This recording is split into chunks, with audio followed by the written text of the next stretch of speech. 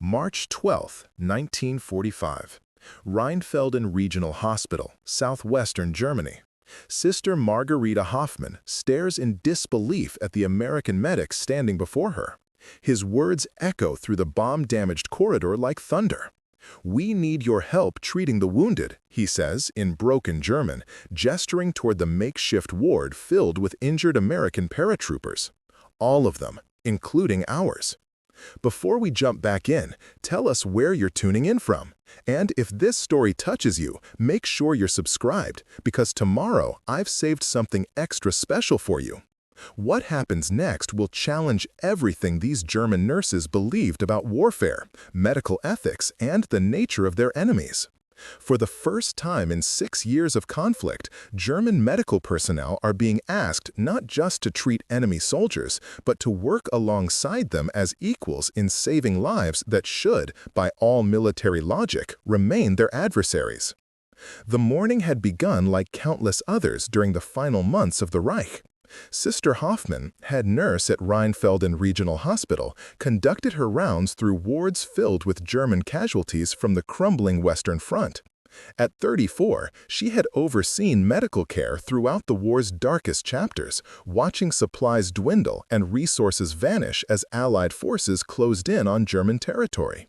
Her staff of 12 nurses had been reduced to 7 through casualties, conscription, and evacuation orders. Medical supplies that once seemed abundant had become precious commodities rationed with desperate precision. The hospital itself bore scars from repeated Allied bombing runs targeting nearby railway infrastructure. Windows replaced with wooden boards, sections of the roof patched with salvaged materials, and entire wings closed due to structural damage. Despite these conditions, Hoffmann and her nurses maintained professional standards that reflected their medical training at Stuttgart's prestigious nursing academy before the war. Their uniforms, though patched and faded, remained crisp. Their patient care, though limited by supply shortages, followed protocols learned during peacetime when German medical education ranked among Europe's finest. Then came the sound that changed everything. Artillery shells whistling overhead, growing closer with each passing hour. The rumble of tank treads on cobblestone streets. Shouts in English echoing through the town square. American forces had broken through German defensive lines during Operation Undertone, the massive Allied offensive pushing toward the Rhine. Rheinfelden, a strategic crossing point, fell within hours to the advancing Third Army units who swept through German positions with overwhelming firepower and coordination. Sister Hoffmann gathered her remaining nurses in the hospital's basement as fighting raged above. Sister Anna Richter, 26 years old and trained in battlefield surgery during her service in North Africa, clutched her medical bag with white knuckles. Sister Elizabeth Mueller, a specialist in infectious disease treatment who had worked in Hamburg's civilian hospitals before military assignment, whispered prayers in the dim light. Sister Bertha Schneider, the eldest at 42, had served in field hospitals during World War I and recognized the sounds of approaching occupation forces. These women had dedicated their professional lives to healing German soldiers and civilians. Their medical oath, taken before Nazi ideology corrupted German medicine, bound them to preserve life regardless of personal cost. Yet military indoctrination had taught them that enemy soldiers represented existential threats to German survival. American forces, according to Wehrmacht propaganda, showed no mercy to captured Germans and respected no humanitarian conventions. The approaching footsteps in the hospital corridor might bring liberation or destruction. When the heavy wooden doors burst open, revealing American medics carrying wounded soldiers on stretchers, the German nurses prepared for the worst. Combat boots echoed through hallways that had known only German authority for 6 years.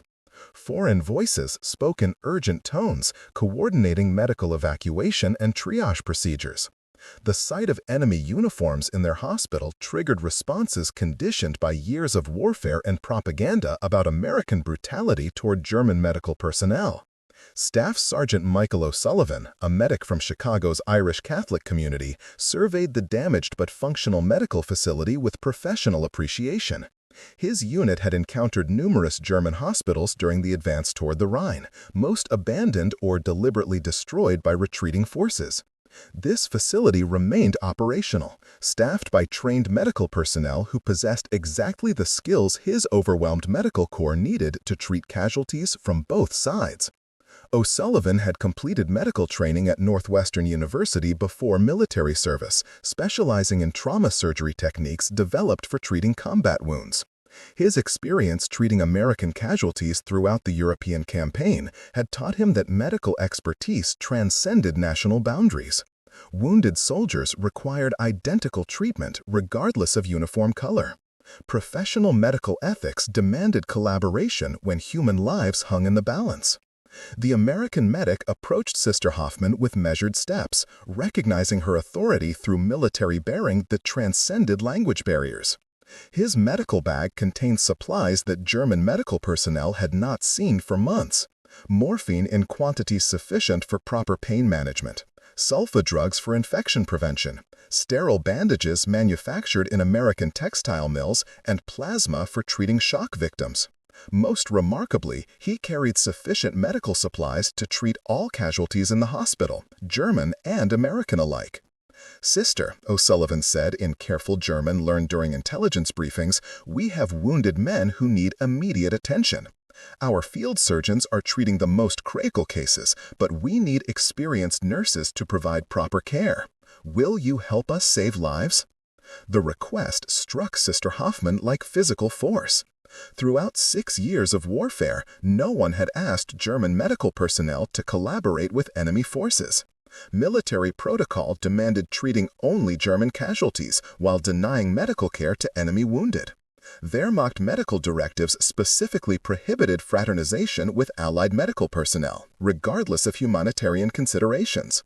Yet here stood an American medic requesting professional cooperation to save lives that included both German and American soldiers. "Sister," O'Sullivan said in careful German learned during intelligence briefings, "we have wounded men who need immediate attention. Our field surgeons are treating the most critical cases, but we need experienced nurses to provide proper care. Will you help us save lives?" The request struck Sister Hoffmann like physical force. Throughout 6 years of warfare, no one had asked German medical personnel to collaborate with enemy forces. Military protocol demanded treating only German casualties while denying medical care to enemy wounded. Wehrmacht medical directives specifically prohibited fraternization with Allied medical personnel, regardless of humanitarian considerations. Yet here stood an American medic requesting professional cooperation to save lives that included both German and American soldiers.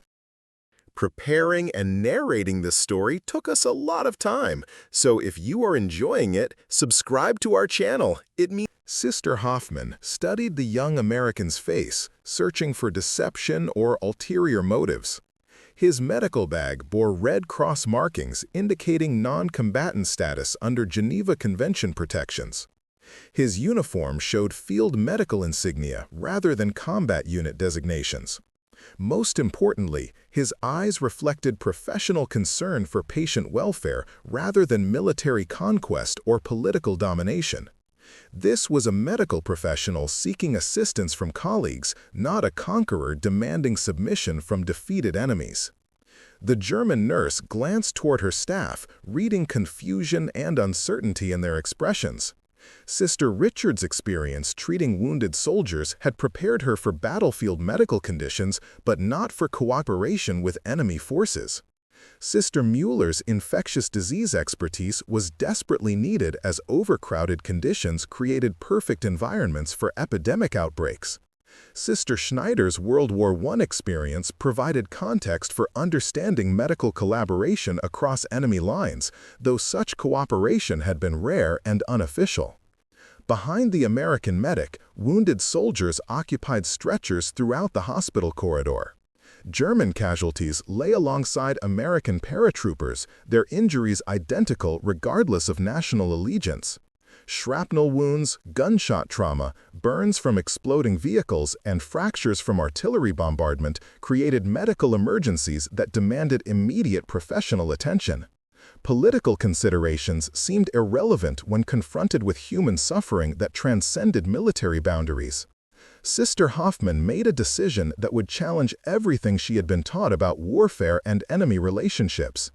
"We will help," she said in halting English, surprising herself with words that contradicted years of military indoctrination. "Show us what needs to be done." The transformation began immediately. American medics worked alongside German nurses, communicating through medical terminology that proved universal despite language barriers. Sergeant O'Sullivan demonstrated advanced trauma treatment techniques, while Sister Richard shared knowledge of wound care procedures developed during her North African service. The collaboration revealed professional competence and humanitarian dedication that contradicted propaganda from both sides about enemy medical capabilities and intentions. Sister Mueller discovered that American medical protocols emphasized infection prevention through systematic use of antibiotics and sterile procedures. German medical training had stressed surgical intervention and wound management but lacked access to pharmaceutical resources for comprehensive infection control. The American approach to treating infectious complications opened new possibilities for patient care that German medical education had not fully explored due to resource limitations and isolated medical development. The supply disparity became immediately apparent. American medics possessed medical materials in quantities that seemed impossible to German nurses accustomed to severe rationing. Morphine injections were administered liberally for pain management rather than conserved for only the most extreme cases. Sterile bandages were changed daily rather than reused until they fell apart. Plasma transfusions treated shock victims with resources that German medical facilities had not possessed since early war years. Sister Schneider, drawing on her World War I experience, recognized the technological advancement that American military medicine represented. During the previous conflict, medical care had been primitive and improvisational, with high mortality rates from infections and inadequate surgical techniques. These American medics demonstrated systematic approaches to trauma treatment, pharmaceutical pain management, and surgical precision that reflected decades of medical advancement and unlimited resource allocation. The German nurses observed American medical procedures with fascination and growing respect. Triage protocols efficiently allocated medical attention based on injury severity rather than nationality or military rank. Treatment decisions prioritized patient welfare over political considerations. Medical documentation maintained detailed records of all patients regardless of uniform color. This systematic approach to medical care represented professional standards that German military medicine had abandoned under wartime pressures and ideological interference.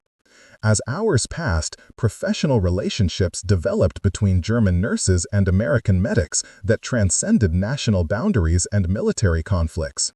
Sister Richter found herself working closely with Corporal James Washington, an African-American medic from Detroit whose surgical skills exceeded many trained doctors she had known. His professional competence challenged German racial assumptions while demonstrating medical expertise that demanded professional respect regardless of propaganda about American social inferiority. Sister Mueller collaborated with Private First Class Anthony Rossi, an Italian-American medic from Boston whose knowledge of infectious disease treatment complemented her own specialization. Their shared professional language of medical terminology created communication bridges that overcome ethnic and national differences. Working together to treat patients with severe infections, they discovered that medical knowledge knew no national boundaries when human lives required immediate professional intervention. The psychological impact on German nurses extended beyond immediate medical collaboration to fundamental questions about enemy character and intentions. These American medics displayed professional competence, humanitarian concern, and respectful behavior that contradicted years of Wehrmacht propaganda about Allied brutality and incompetence. Rather than conquerors seeking revenge against defeated enemies, they appeared as medical professionals committed to saving lives regardless of political or military considerations. Sister Hoffmann watched her staff adapting to collaboration with former enemies, observing their growing respect for American medical capabilities and humanitarian values. The transformation challenged assumptions about national character that had been central to German military indoctrination. If enemy medical personnel demonstrated such professional excellence and humanitarian dedication, what other propaganda claims might prove equally false? The wounded German soldiers under American medical care received treatment that exceeded anything available in German military hospitals during the war's final months. Proper anesthesia for surgical procedures rather than operations performed on conscious patients due to morphine shortages. Fresh bandages changed daily rather than reused until they fell apart. Plasma transfusions treated shock victims with resources that German medical facilities had not possessed since early war years. Sister Schneider, drawing on her World War I experience, recognized the technological advancement that American military medicine represented. During the previous conflict, medical care had been primitive and improvisational, with high mortality rates from infections and inadequate surgical techniques. These American medics demonstrated systematic approaches to trauma treatment, pharmaceutical pain management, and surgical precision that reflected decades of medical advancement and unlimited resource allocation. The German nurses observed American medical procedures with fascination and growing respect. Triage protocols efficiently allocated medical attention based on injury severity rather than nationality or military rank. Treatment decisions prioritized patient welfare over political considerations.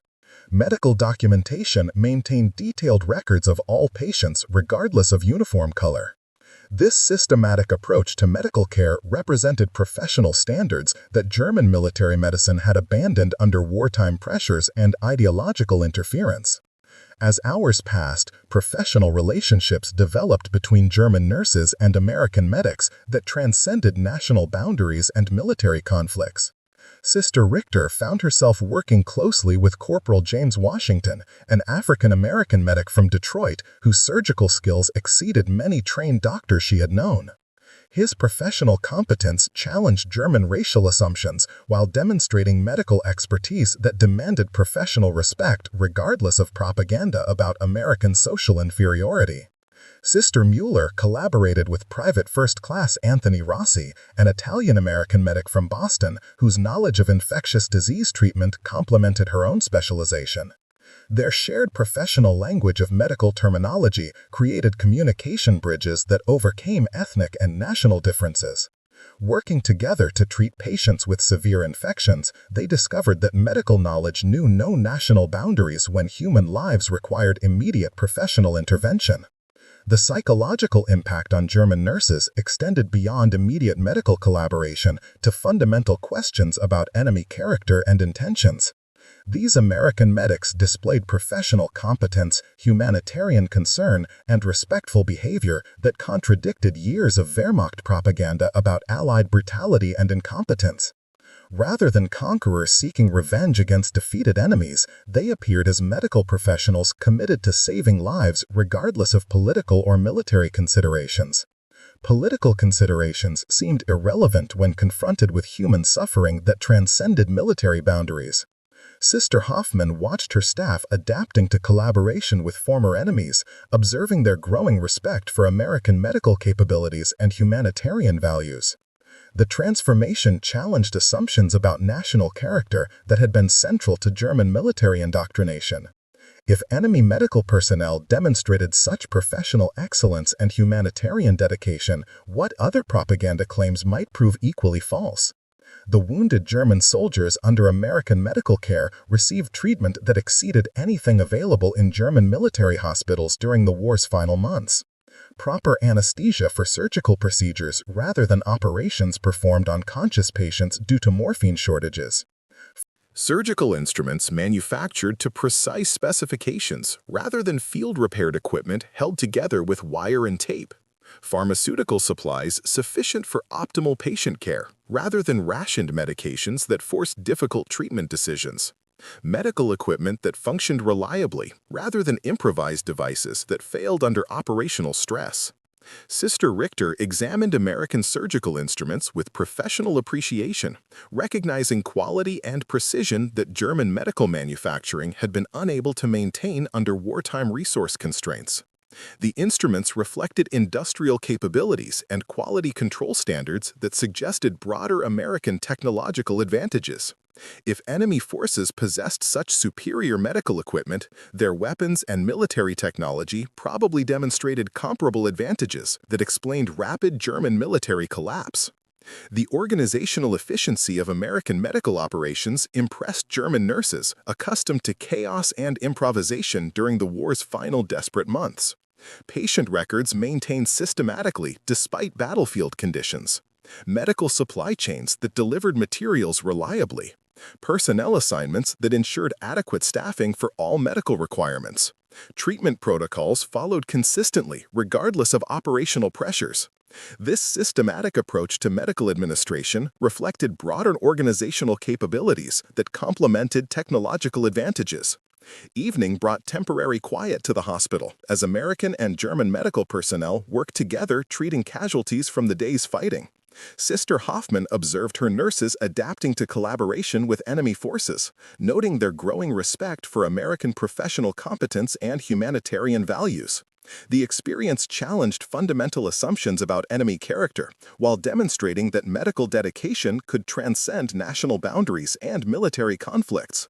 The wounded soldiers, German and American, received identical medical care that prioritized injury severity over nationality. In adjacent beds, a Wehrmacht sergeant and an American paratrooper shared morphine for pain relief, sterile bandages for wound care, and professional nursing attention for psychological support. Their uniforms might represent opposing armies, but their medical needs created common ground that enabled cooperation despite years of warfare between their nations. As night fell over Rheinfelden, Sister Hoffmann reflected on the day's events that had transformed her understanding of warfare, medical ethics, and enemy relationships. The American request for collaboration had seemed impossible when first presented, contradicting everything she had been taught about military medicine and enemy treatment.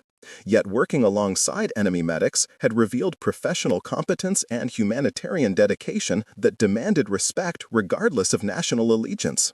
The collaboration between German nurses and American medics represented more than temporary cooperation during battlefield conditions. It demonstrated that professional medical ethics and humanitarian values could transcend political boundaries and military conflicts when human lives required immediate attention. The experience would influence these medical personnel throughout their lives, creating bonds of professional respect that survived political changes and national reconstruction.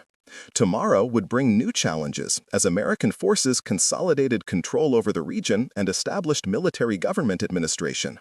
German medical personnel faced uncertain futures under occupation authority, not knowing whether professional collaboration would be viewed as necessary cooperation or treasonous fraternization.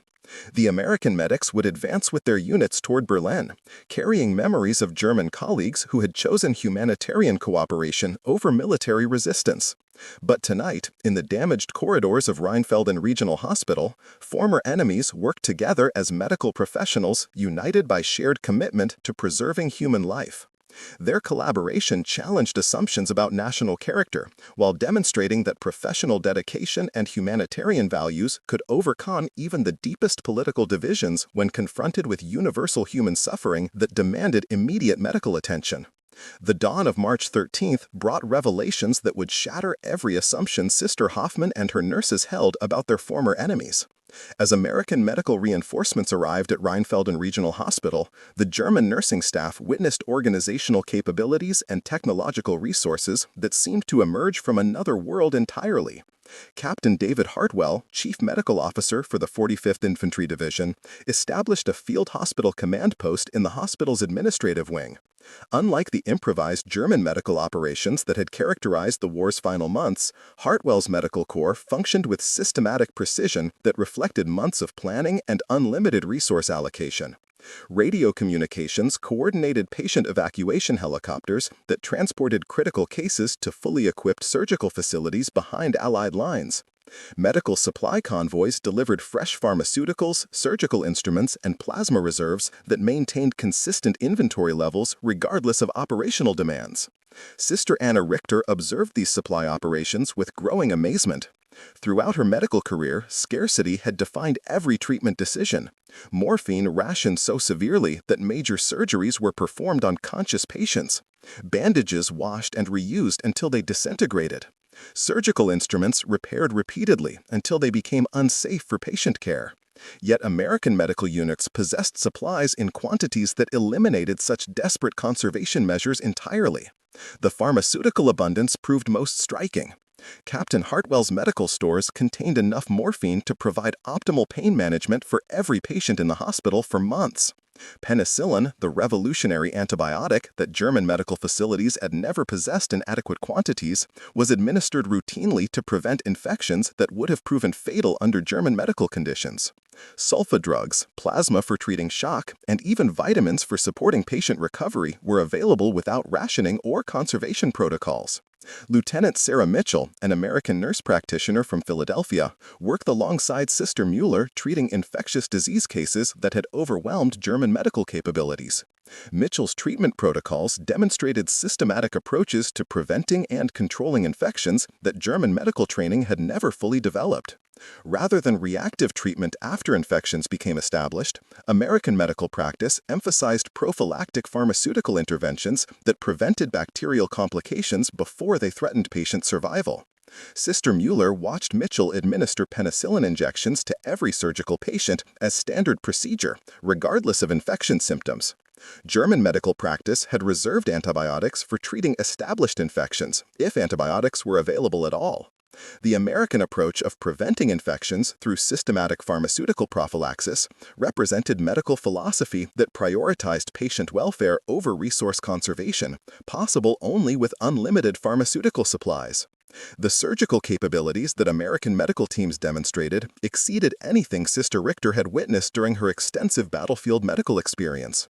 Major Thomas Anderson, an orthopedic surgeon from Johns Hopkins, performed complex bone reconstruction procedures using metal implants and surgical techniques that German military medicine had developed but could no longer implement due to resource constraints and damaged medical infrastructure.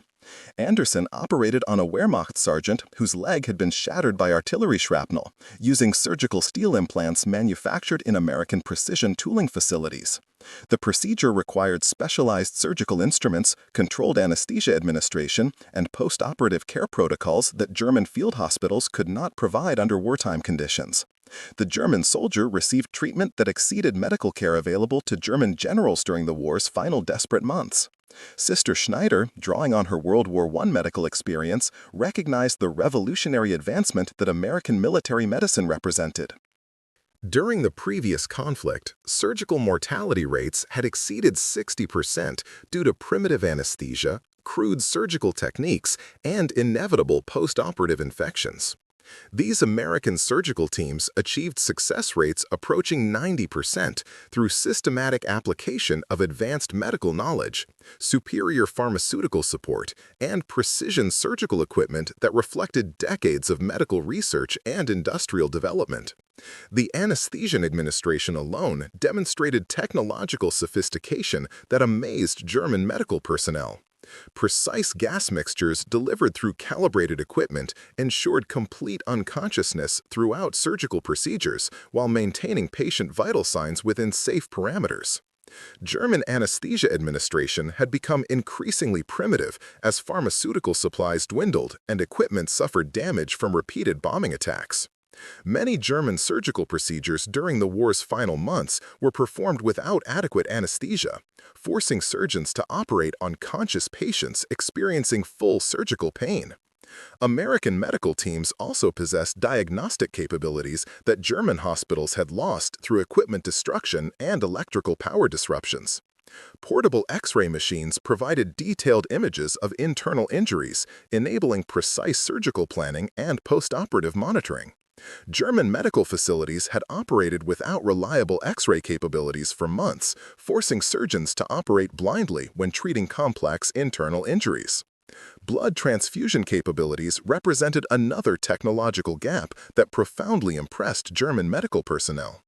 American medical units maintained refrigerated blood supplies that enabled immediate transfusion procedures for treating shock and blood loss. German medical practice had relied on direct donor-to-patient transfusions when possible, but equipment shortages and disrupted transportation networks had made blood banking virtually impossible under battlefield conditions. Corporal Jennifer Walsh, a laboratory technician from Chicago, managed blood typing and cross-matching procedures that ensured compatible transfusions for all patients requiring blood replacement therapy. Her laboratory equipment included centrifuges, microscopes, and chemical testing supplies that enabled rapid blood compatibility determination. German medical facilities had lost such laboratory capabilities through equipment damage and supply disruptions, forcing medical personnel to perform transfusions without adequate compatibility testing. The psychological impact on German nursing staff extended beyond admiration for American medical capabilities to fundamental questions about German military leadership and strategic decision-making.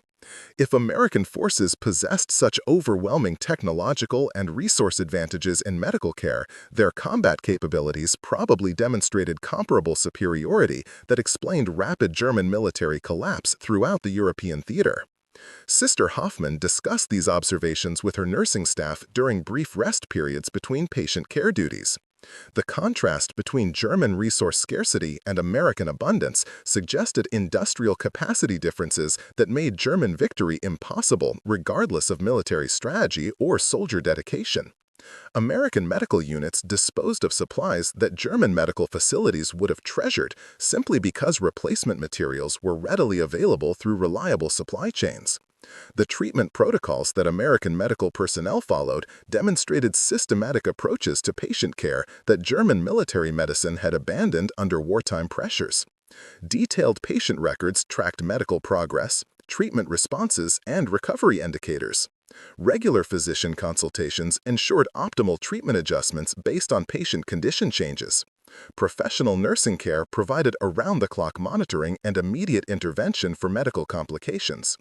German military medicine had become increasingly improvisational as personnel casualties and resource shortages forced medical facilities to operate with minimal staffing and inadequate supplies.